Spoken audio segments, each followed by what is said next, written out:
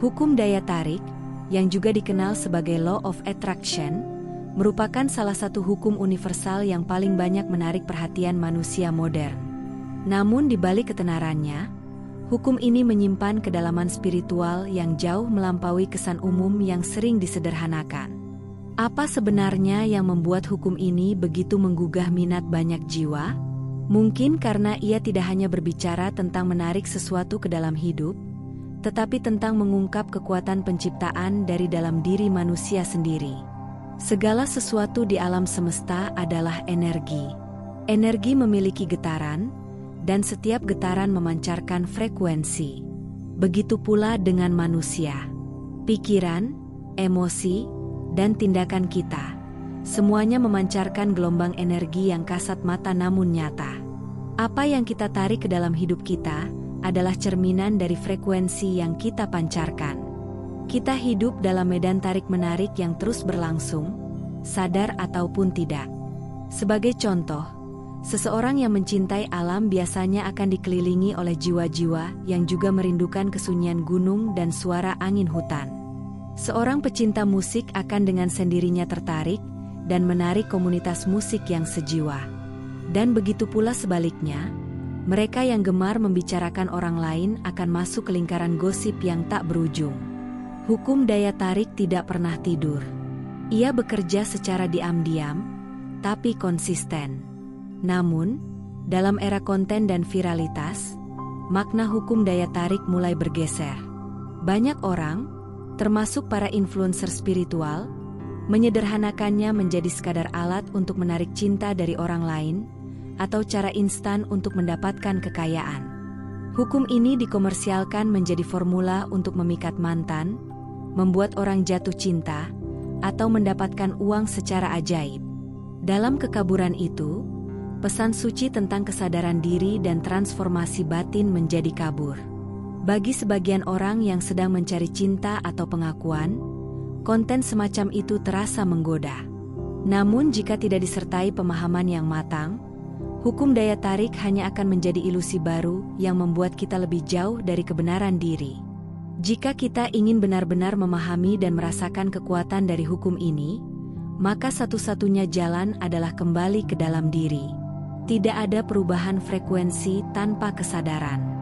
Tidak ada daya tarik sejati tanpa keseimbangan batin. Ketika energi dalam diri masih kacau, kita hanya akan menarik kekacauan dari luar. Saat pikiran belum jernih, dunia pun terlihat buram. Maka sebelum berharap menarik kebahagiaan dari luar, selaraskan dulu harmoni di dalam. Hukum daya tarik mengajarkan bahwa segala yang terjadi dalam hidup adalah pantulan dari kondisi dalam diri. Jika kita mengalami kesengsaraan yang berulang, itu bukan karena dunia kejam atau orang lain jahat, melainkan karena ada sesuatu dalam diri kita yang belum tersadarkan. Mungkin luka lama belum selesai. Mungkin pola pikir masih tertanam pada ketakutan dan kekurangan. Maka penting bagi kita untuk bercermin. Apakah kita sudah mengenal siapa diri kita yang sejati? Apakah kita hidup dengan energi cinta? Atau masih digerakkan oleh rasa takut? Sebagian besar dari kita sebenarnya sudah menyaksikan hukum ini bekerja dalam hidup masing-masing, meski tidak selalu menyadarinya. Jika kita lihat ke belakang, teman-teman yang kita miliki, lingkungan yang kita pilih, bahkan pekerjaan atau aktivitas kita sehari-hari, semuanya merupakan hasil tarik-menarik antara energi dalam diri dan frekuensi realitas di luar. Seorang yang menyukai pengembangan diri akan cenderung bertemu dengan mereka yang menyukai diskusi mendalam, buku-buku bijak, dan ruang kontemplatif. Sementara mereka yang hidup dalam pencitraan akan bertemu dengan jiwa-jiwa lain yang terjebak dalam topeng sosial yang sama. Hukum ini tidak memilih. Ia hanya mencerminkan. Kita juga bisa melihat manifestasi hukum ini melalui pilihan pendidikan dan profesi. Mereka yang senang melayani akan tertarik menjadi guru, perawat, atau fasilitator komunitas. Mereka yang mencintai angka akan menemukan jalan menjadi akuntan, analis, atau perencana keuangan. Bagi yang mencintai seni, musik, dan ekspresi diri, hukum daya tarik akan membimbing mereka ke jalur kreatif. Tetapi ada pula yang hidup dalam pekerjaan yang tidak mereka cintai.